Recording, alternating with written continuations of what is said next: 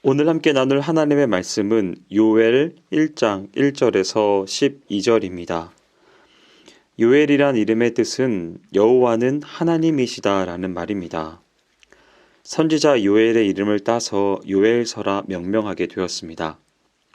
저작 시기에 관해서는 논란의 여지가 있지만 대체적으로 남유다 제8대 왕인 요아스의 재위 기간에 기록되었다고 알려져 있습니다. 요엘 선지자가 활동한 시기는 대제사장 여호야다가 북이스라엘 왕 아합과 이세벨의 딸인 아달랴를 왕위에서 몰아내고 다윗 왕권을 복원함으로써 요아스가 남유다를 통치하게 된 시기입니다. 이 시기는 아수르가 근동 지역의 강대국으로 등장하기 이전 시대로서 팔레스타인 지역에서는 남북 이스라엘과 베니게, 블레셋, 에돔이 서로 팽팽하게 견제하고 있었고 남쪽으로는 애굽이 강대국으로 자리 잡고 있던 시대였습니다. 이러한 때에 갑작스런 메뚜기 재앙이 남유다 땅을 휩쓸게 되었고 그 결과 남유다 전 국토가 황폐하게 되는 지경에 이르게 되었습니다. 게다가 극심한 한재가 겹침으로 말미암아 사태는 더욱 심각하게 되었습니다. 이에 백성들은 불안과 공포에 떨게 되었고 이 같은 재앙이 자신들에게 임한 원인이 무엇인가에 대하여 강한 의문을 품게 되었습니다. 이에 하나님은 요엘 선지자를 보내셔서 이 같은 재앙의 궁극적인 원인이 남유다 백성들의 불신앙과 죄악에 있음을 지적하고 회개를 촉구하게 하신 것입니다. 한때는 하나님의 보호하심과 축복 속에 번영을 누렸던 유다가 메뚜기 재앙을 통해 온 땅이 황폐케 되는 무서운 재앙을 당했습니다. 그토록 무서운 재난은 하나님 앞에 범죄한 유다에게 내려진 하나님의 징계였습니다. 사람을 창조하시고 다스리시는 하나님은 당신이 만드신 모든 인간들의 행위를 감찰하십니다. 따라서 사람이 죄를 짓고서 하나님의 형벌을 피한다는 것은 불가능한 일입니다. 이는 성도들의 경우도 역시 마찬가지입니다. 본래 죄를 미워하시는 하나님은 특히 성도들이 하나님 앞에서 행악할 때 무섭게 심판을 경고하시며 징계하십니다. 이에 오늘 이 시간에는 성도가 하나님의 징계를 받지 않고 믿음으로 살기 위해서는 어떻게 해야 하는가를 살펴보므로 교훈을 얻도록 하겠습니다. 첫째, 죄의 위험성을 인식해야 합니다. 죄란 하나님과의 분리를 의미합니다. 그것은 죄로 인해 하나님과 사람 사이의 교제가 단절과 하나님께서 허락하신 모든 축복을 받을 수 있는 자격을 사람들이 잃게 되었음을 의미합니다. 본문에 나타난 이스라엘에 대한 하나님의 징계는 전례 없이 엄청난 것으로 유다의 모든 땅이 황폐해지므로 백성들은 더 이상 밭의 소산을 기대할 수 없었고 아울러 수확의 풍성함에서 오는 모든 기쁨과 희락을 상실했습니다. 이는 그들이 하나님을 떠나 범죄했기 때문이었습니다. 이스라엘은 하나님께 선택되어서 하나님의 살아계심과 그분의 뜻을 열방 중에 지속적으로 증거해야 할 백성이었습니다.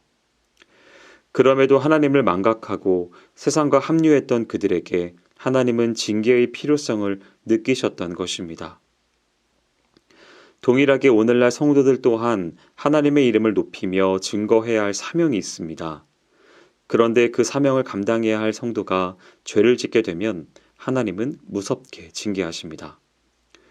그것은 때로 약한 메뚜기를 들어서 마치 사자처럼 흉포하게 하시어 유다를 징계하셨던 것처럼 우리 주변의 미약한 것을 통해서라도 우리의 죄를 징계하시어 성도의 삶을 기쁨과 희락도 없는 황폐한 삶으로 바꾸어 버리십니다.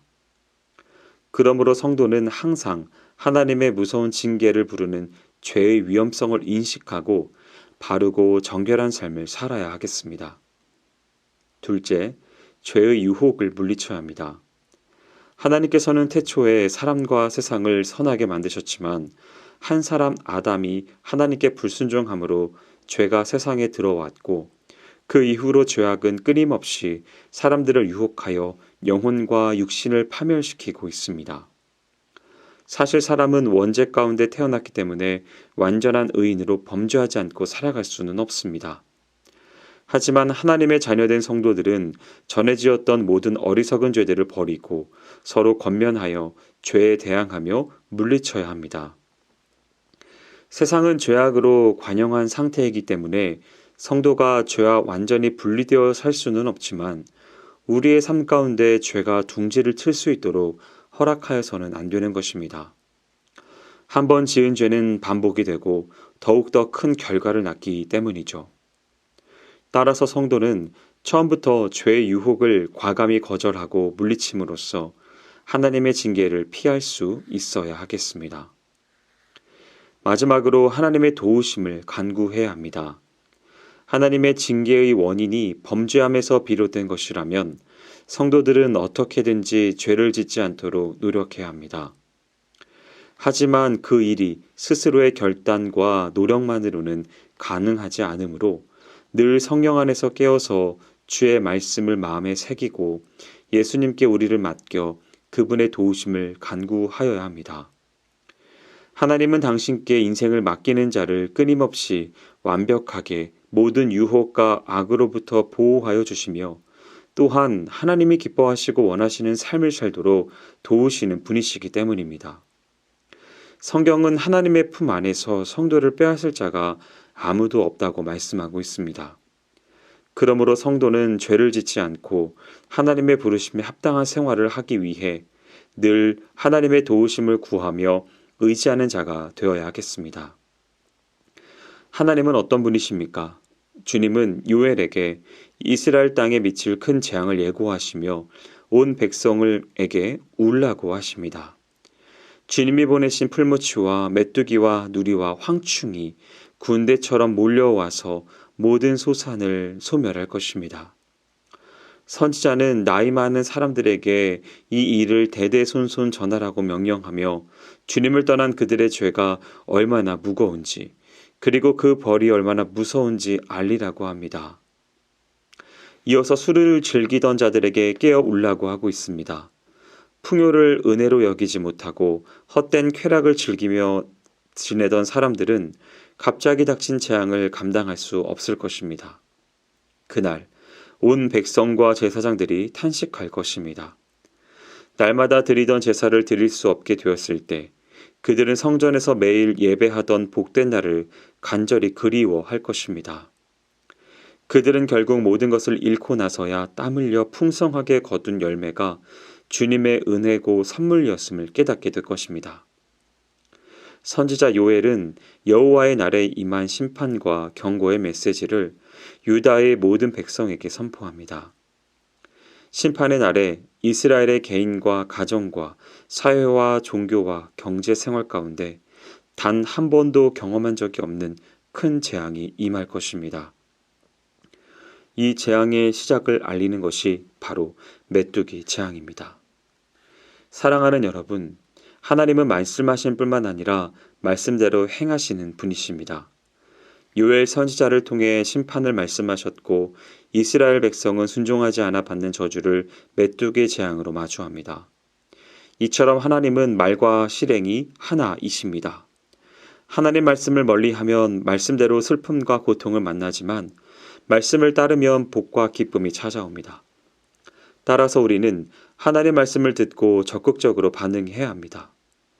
요엘 선지자는 모든 사람에게 심판을 경고하며 자신의 죄에 대해 슬퍼하고 애통해 하라고 요구합니다. 말씀을 듣고 자신의 죄를 슬퍼하며 회개하는 자에게 용서의 은혜가 주어지기 때문입니다. 나는 하나님의 말씀을 듣고 어떻게 반응하는 사람입니까? 바라기는 오늘 말씀을 대하는 모든 성도분들은 스스로를 돌아보아 하나님을 떠나 자신의 마음대로 살아가는 모든 죄악된 길을 벗어버리고 온전히 하나님께 순종하는 삶을 살기로 결단하는 귀한 인생이 되시기를 축원드립니다. 기도하겠습니다. 사랑과 은혜가 많으신 하나님 아버지, 언제나 우리에게 크신 은혜와 사랑을 베풀어 주시며 우리가 바른 길과 옳은 길로 행할 수 있도록 우리를 질책하시고 경책하시며 교훈하시고 훈계하시는 하나님으로 인하여 감사드립니다. 우리가 원하고 바라는 모든 길의 악한 길에서 떠나 죄의 위험성을 인식하고 언제나 하나님 말씀 가운데서 죄의 유혹을 물리치며 하나님의 도우심을 간구하는 귀한 인생이 되어줄 수 있도록 인도하여 주시옵소서. 행하실 주님을 기대하오며 모든 말씀 예수님의 이름으로 기도합니다. 아멘.